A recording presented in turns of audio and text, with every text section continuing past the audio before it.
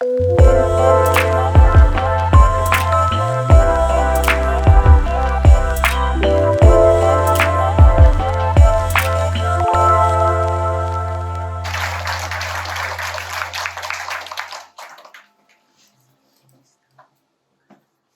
Aaron, and thanks, Tim, for the great presentation, and thank you all for being here today.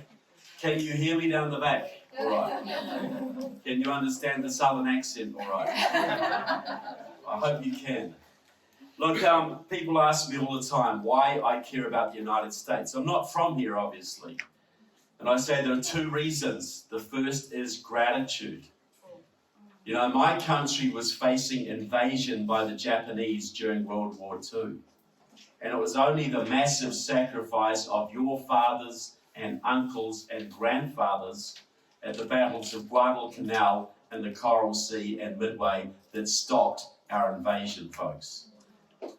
That's a very strong memory even today.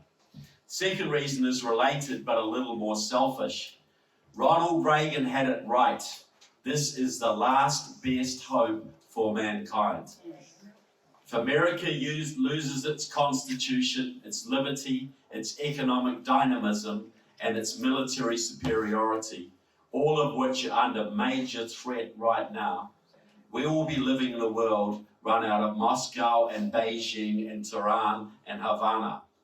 Is that the kind of world anybody wants to leave to their children? So anybody who cares about liberty has to care about this country. Now, has anybody in this room ever had to undergo any form of security clearance to get a military or government position? We're talking about a quarter of the room, right? Okay. Well, is it true those background checks are very rigorous? They go through your family background, they look at criminal convictions, foreign travel, they might interview your youth pastor, your elementary school teacher. Because they want to know, because this country has enemies who will use your weak and dishonest to betray you. You know, imagine had Benedict Arnold been successful when he tried to betray George Washington during the Revolutionary War. Would you have a country today? One traitor can cost you a war. One traitor can cost you a country. There are thousands of traitors in Washington, D.C. right now, and in this state too, by the way. Thousands of them, and they're not being called to account, and that's the problem. But don't fear, because there's no way that traitors or spies or terrorists could possibly get into the US government or even your local government, because you have a federal bureau designed to stop that happening. It's called the FBI, right? Do you feel better now?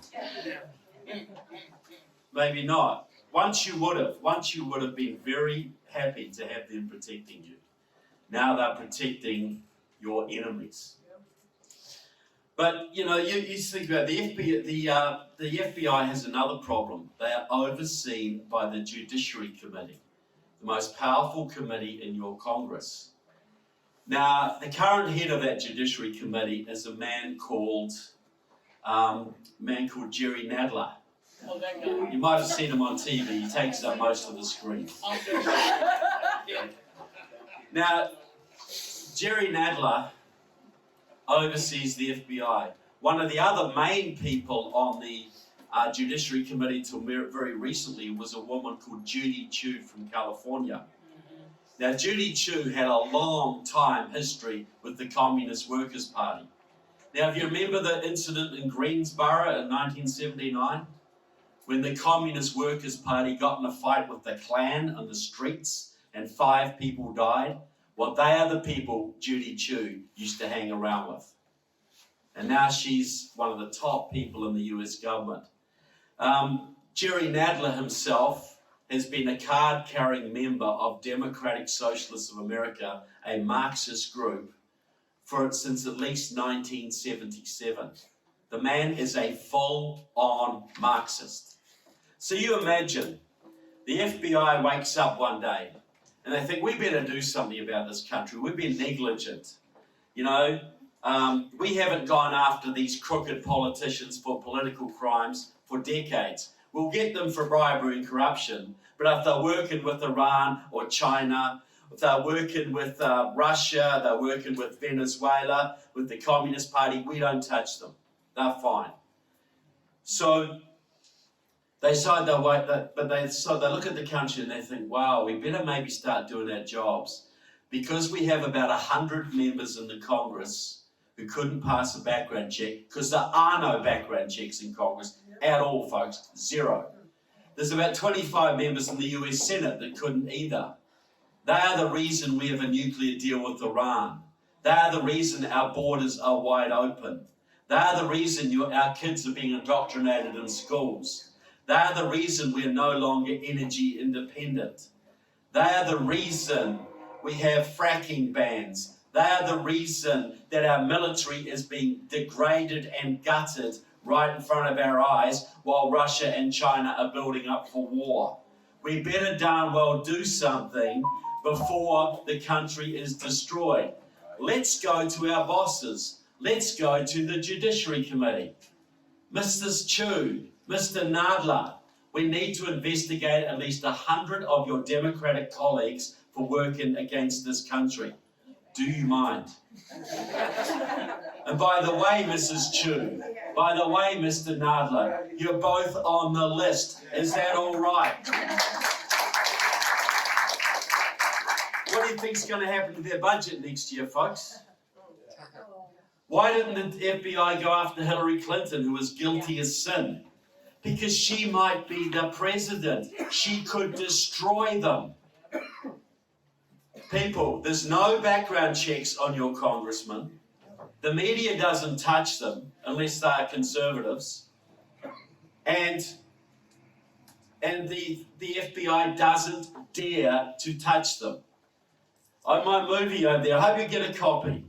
You know, there's at least 100 members of your Congress, including Mr. Butterfield from this state, including Alma Adams, including Mr. Price, David Price, who couldn't pass a background check to drive a school bus in this county.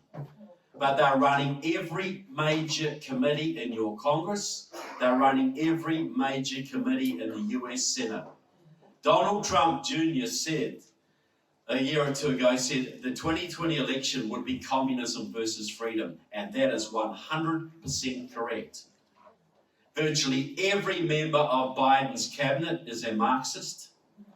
You know, we've got Deb Haaland, who's the Secretary of the Interior. She controls 20% of this country, energy reserves, mining on public land, Indian reservations, involved with global warming policy, border control, all of it. That woman, a Marxist, was put in place by Judith LeBlanc of the Communist Party USA. And that is a pro-China organization. China put its friend as your Department of the Interior. Marty Walsh, Secretary of Labour, pro-Chinese, very heavily connected to China, Marxist.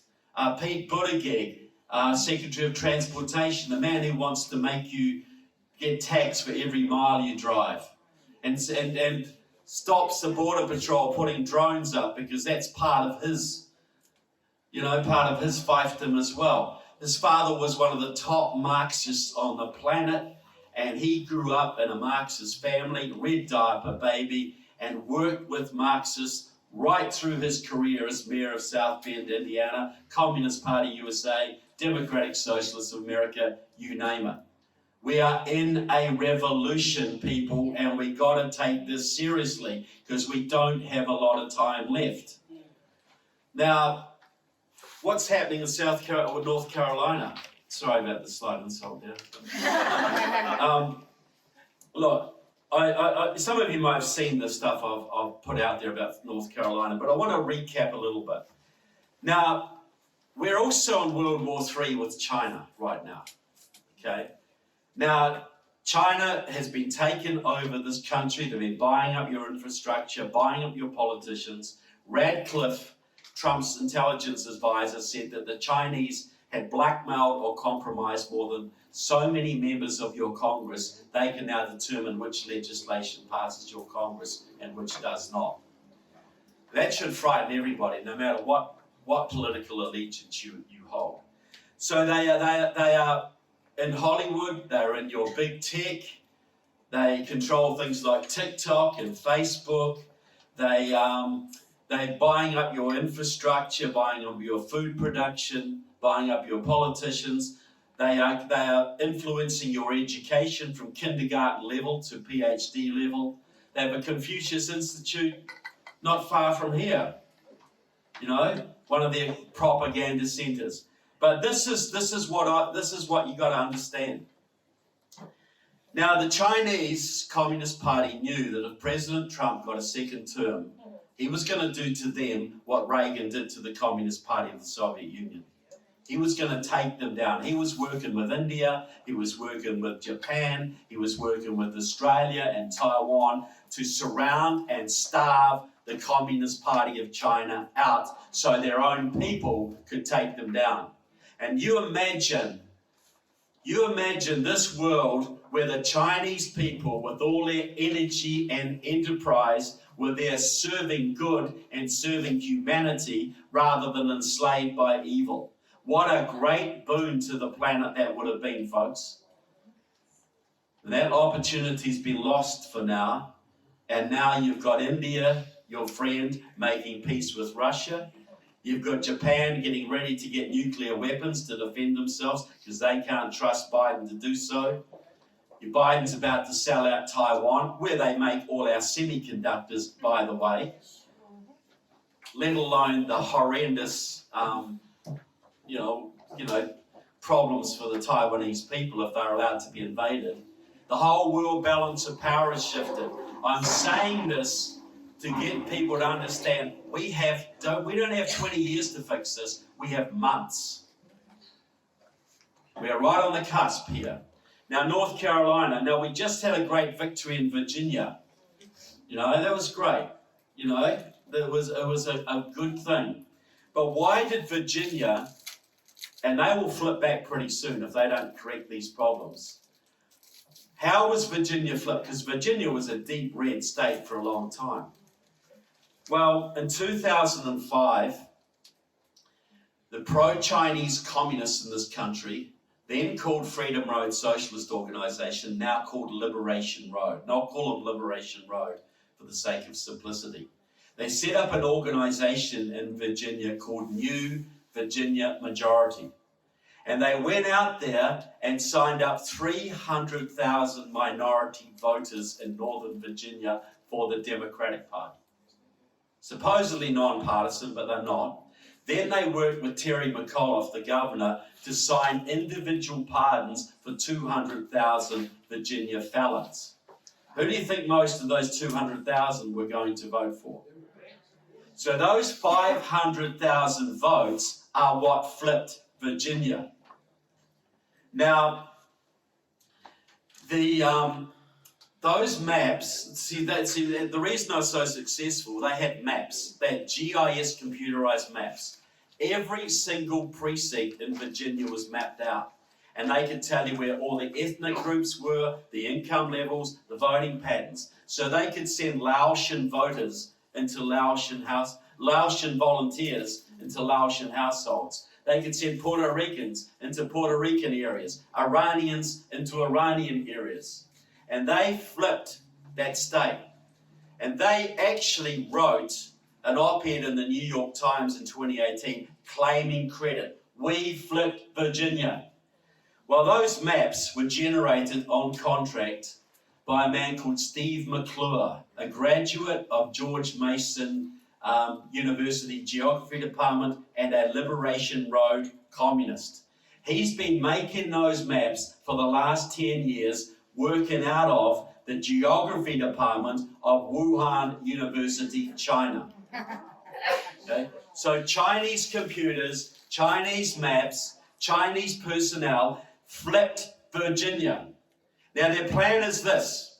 Liberation's plan, Road's plan is this. They call the South the new Confederacy. The South is the center of republicanism, the center of conservatism, and the center of genuine Christianity in this country. It is the backbone of this country. The South supplies most of the military. It supplies most of the moral guidance for this nation, and it's the political stronghold of this nation. But it has a lot of minority populations who lean Democrat, and they don't normally vote. So instead of spending millions of dollars, billions of dollars, trying to flip 1% of the white population of this country from Democrat to Republican, Republican to Democrat, all of the money is going into the southern states.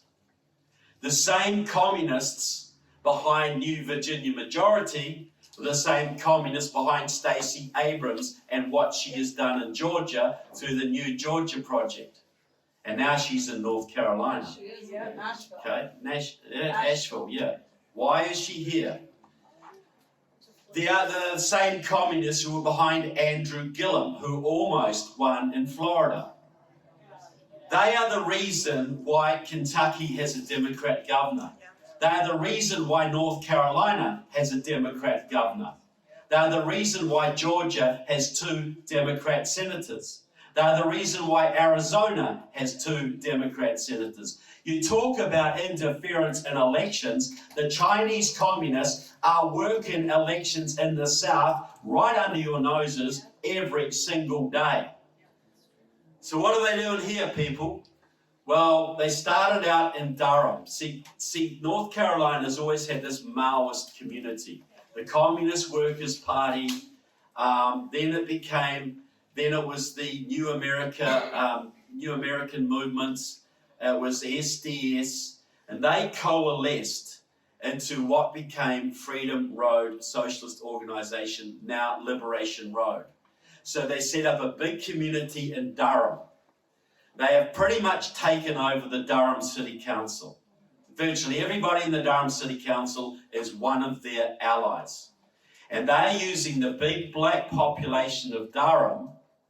They're trying to get 10,000 people mobilized in that city to basically flip districts statewide here. Win statewide races. They have set up Guildford for All in Guildford County. They've set up the Forsyth Freedom Federation in Forsyth County. There's a couple more they've got. They've got Down Home, North Carolina, to work the rural communities. But these are pro-Chinese communists. You've got, and they are a federation run by Sendolo Diamana, the formal General Secretary of Freedom Road, who was on the Durham School Board for a while. They have Brian Prophet, who runs the education unions in this country. They have Aidan Graham, who works for the North Carolina AFL-CIO and runs their campaigning for the Democratic Party.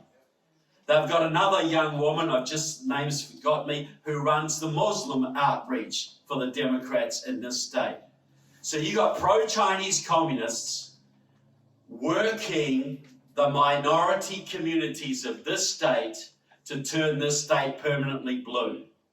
They endorsed Cal Cunningham. And Cal Cunningham would have won if it hadn't been for his stupid phone escapades. Because Tom Tillis is not the most powerful candidate, is he not? Just voted. Both of your North Carolina senators just voted for this treasonous communist bill, Biden's infrastructure bill. They absolutely supported your governor. They got him, they endorsed him, they supported him, they got Biden because he is a China lover par excellence. So what do we do? Yeah. Well, let's get to this. Most people don't even know the problem. And this is a critical thing. You've got to understand, we don't have 20 years to correct this. We got 2022 to do something. And if we blow that, we're in big trouble. So we've got to be thinking that before we even look at strategy. What time frame do we have to turn this around? And so if they flip North Carolina, and they're doing the same thing in Texas, they're doing the same thing in Georgia, they only have to flip 2 or 3 more southern states, and there'll never be another conservative president in American history. If it hadn't been for President Trump, Hillary Clinton would have already had us in communism by now. We're going to be so grateful to that man for what he did for us, folks, and the people who put him into office. And I was not his supporter for a start, I'll tell you. I'll be quite blunt about that, but I was by the time he'd finished. So what do? See, here's a couple of things that we need to be looking at straight off. Now,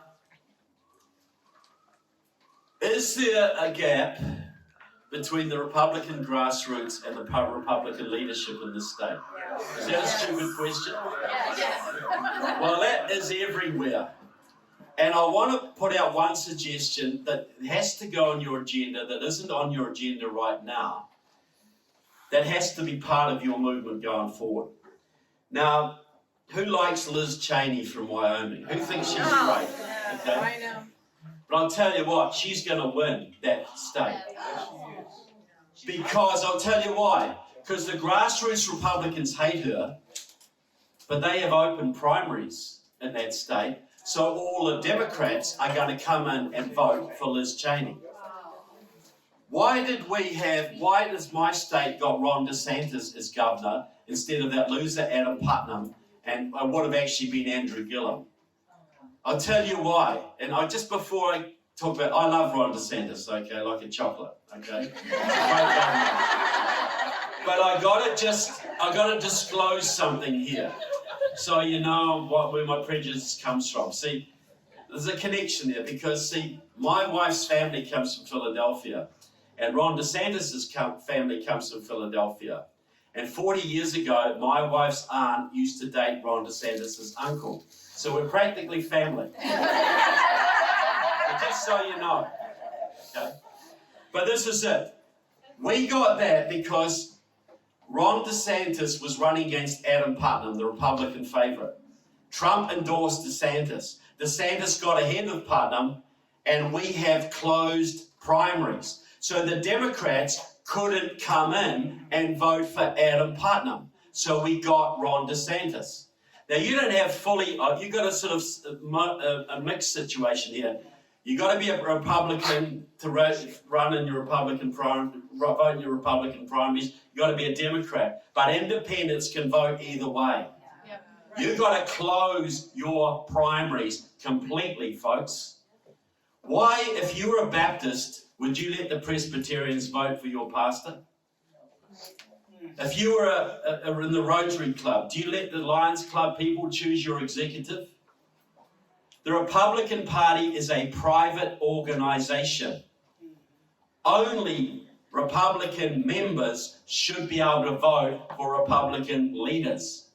The reason that doesn't happen, see, this is why Lindsey Graham is still a senator from South Carolina. The base hates him, but the rhinos and the Democrats keep him in power because the Democrats come into the Republican primaries and vote for him. That's why Lisa Murkowski is a senator from Alaska, a super conservative state, super liberal left-wing Republican senator. But they can't darn well get rid of her because the Democrats go around all the Native American reservations and the Eskimo reservations and get them voting for Lisa Murkowski in the Republican primaries. Look, this is the single most important thing you can do to make sure you don't get 10% conservatives, that you get 40 or 50% conservatives. It's not going to fix the whole problem, but it's going to go a long, long way. Because right now, your state legislators care more about the 10 or 15% of independents who vote for them than the Republicans who vote for them. Because they provide the balance, the difference. So that is critical. Now, you're already doing this, is another thing. Another thing big problem with the Republican Party is, would all you guys be here today if this meeting was about cutting the sales tax by 1%? Would you bother? Look, Republicans want to talk about fiscal responsibility, taxes, business stuff. And all of that is important. But does it fire up the base? Yeah. You're here because of your kids. You're here because of your health. You're here because of your individual rights, your individual liberties. You're here because of social issues. Issues that affect you and your families every single day. And you can see, if this is allowed to continue, what will happen. Your Republican representatives, do you think they care more about your social issues or the business climate of this state? Because they're all about, we don't want to offend big business. We don't want to offend China. We're going to follow the lead. We're going to enforce mask mandates. We're going to enforce vaccination, because otherwise certain businesses won't come into the state. We're not going to go hard on critical race theory, because a lot of big businesses like critical race theory, and they won't come into the state, or they'll pull out of the state. That is what you're facing, folks. But the reality is, the base cares more about the social issues. And Trump understood this. He didn't just talk about balancing the budget. He didn't care about balancing the budget, which he should have. But he talked about the border. He talked about crime. He talked about you as Americans leading the world. America first. All the social issue stuff that the Republicans have shied away from since Reagan. Because that might offend some of their big business friends who want to deal with China, who want to keep the borders open for their cheap labor. So you're going to win stuff. You're going to hammer the social issues, and you're right on track with doing that. Because that's what's firing you folk up. Absolutely. It's absolutely what's firing. So don't compromise on that. The social issues must always come first. And until the Republicans start actually listening to your social issues, you've got to be pressuring them like crazy. That's right. Now, but this is the thing, and then, okay, this is my view on this. We are facing a communist takeover. We've got very little time to fix this. So the line you have to thread is, I understand if you want to stand 100 candidates, you have a very good platform. I agree with almost all of it. There's a couple of things I would phrase a little differently, but most of it, yes, I agree with. How do you win what you want, but don't hand the election to the Democrats? That's the key issue you have to be facing here. How do you thread that needle? Because if you hand the state to the Democrats, you're going to get nothing of what you want, and you're going to lose your country. So I absolutely understand where you're all coming from. I'm not vaccinated. I ain't going to get vaccinated if I can possibly help it. And I advocate that all around the country. But I also understand we could lose this country if we're not intelligent about what we do. You have got a massive base out here. You have got people fight up. I'm all over the country. I speak all over the place. And everywhere I go, I'm seeing a Tea Party rising up all over again. But it's about 30 years younger than the last Tea Party was. Okay? It's a lot of young people. I welcome all ages. But the fact is, you've been sitting at home for a year reading your kids' school textbooks. You've been watching your cities burn with nobody doing a damn thing about it. You have seen an election stolen in the world's most powerful country, and nobody was strong enough to stand against that. If that doesn't horrify you, nothing will. And I know it does horrify you. Why it doesn't horrify every American, I can't quite understand. But we all know this, people. We are the majority. People who hold our views are the majority. There's 80 million Trump voters out there, and another 30 million more who wish they had been. And there's God. That's our army. But we also know that history teaches us that it's always the committed few who do most of the work and most of the leadership. The American Revolution was, 3% fought in it? 20% supported it. 40% either supported the British. I think 40% supported the British, and the rest didn't give a damn.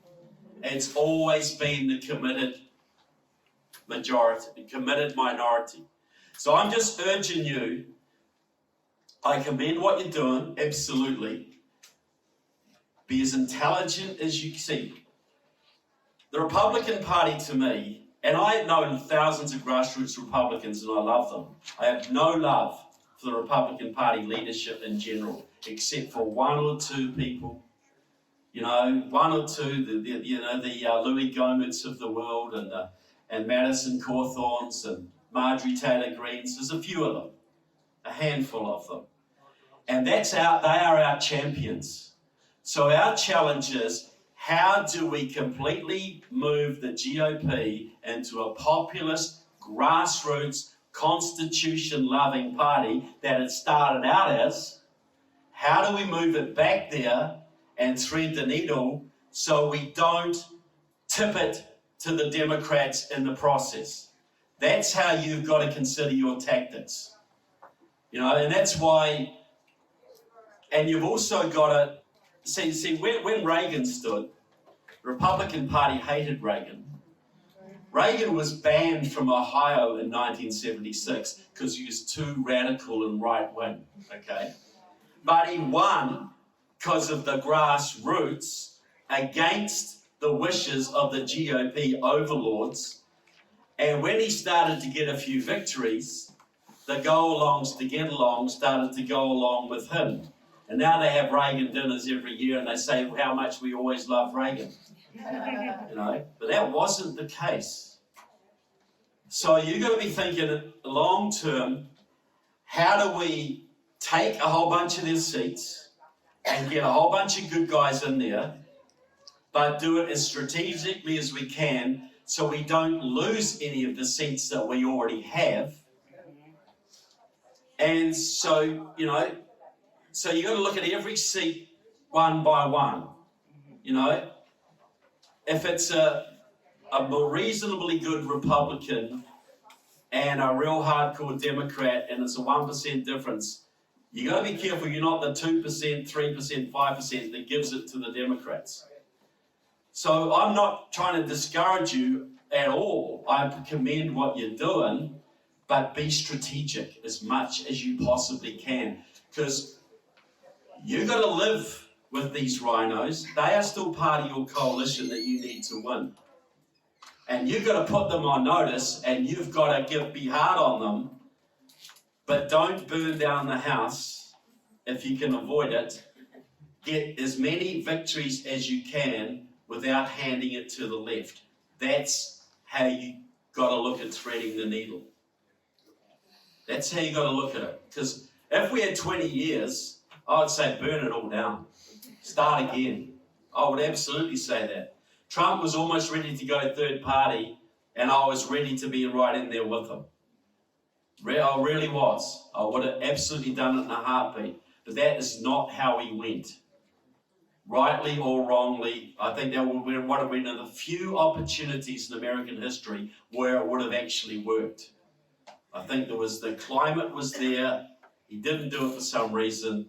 So we have to look at the Republican Party as a ballot line that is the ballot line that we must control to defeat the left, and we must be strategic and intelligent to take over that GOP, have as many of our people in there as they can, so they listen to us and they fear us. Yes. Yeah. They have to, as Reagan used to say, if they won't see the light, make them feel the heat. But it's just got to be strategic and intelligent. I know all you people here, you want to win this. You want to not just prove a point, you want to win, and you want to create a better state so that your kids have a better future, so that your country is preserved.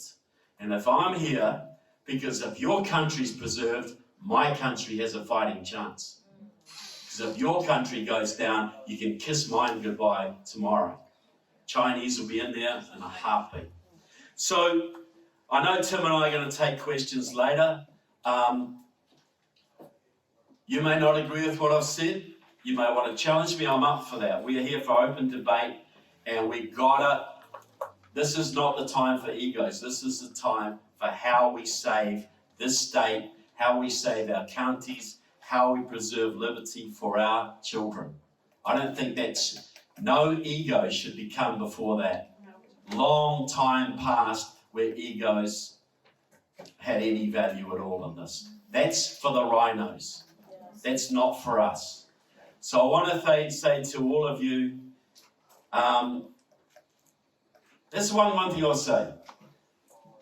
We know we are a small army, but if you look at the Old Testament, how many times did God raise a large army to smite another large army? Never. Gideon's army, David versus Goliath. Look at your founding fathers. A bunch of farmers and blacksmiths and fishermen armed with squirrel rifles decided to go up against the world's greatest military empire. How insane were they, people? And all they had was this wacky idea that had never been tried before in world history. This idea that man's rights come from God, not the government. That's right. That's what makes us fearless. That's exactly. Courage and faith, you cannot separate them. If your faith is deep, your courage will be broad. If your courage is lacking, what does that tell you about your faith? This is why I believe the greatest victories can be won from the darkest times. Because that is the time when people get off the fence, they face reality, and they decide to deepen their faith and broaden their courage and fight for what they value regardless of the consequences. That is the time. And sometimes they lose and sometimes they win. But they always win because we're all held accountable one day. And are we going to be held accountable as collaborators with the sellout of this country, or patriots who fought, maybe lost, and maybe won? But the thing is that we fought. You know, this is my thing, you know. We have free will. We can decide to be good or evil, or cowardly or brave, or compassionate or cruel. That's up to us. God made us, and He gave us that capacity. So God's not going to come in and just say, well, I'm going to change the course of your history just to make things easier for you. He's going to say, these guys have decided to fight. These guys have made the decision to fight, to honor me, to honor what I gave them. I can help now. I can help with providence. Until they've made the decision of their own free will, I cannot help. You know, George Washington, how many times did bullets fly through his tunic? You know, why did the fog come down just at the right time in New York Harbor to save the army? How many miracles happened in that Revolutionary War, folks? But they only happened after your people had stood up and fought and fought and fought and lost almost every battle, lost for several years. But when they had proven they would fight, and when they were proven that they had fortitude and faith and courage, that's when they got help. And I believe that will happen here today too. Does anybody believe the age of miracles is gone? No. It's always here, but we got to fight. And I'm proud that you're fighting. I'm proud you're standing for your state and your country and your kids and my kids. So thank you very much. Thank you for your work.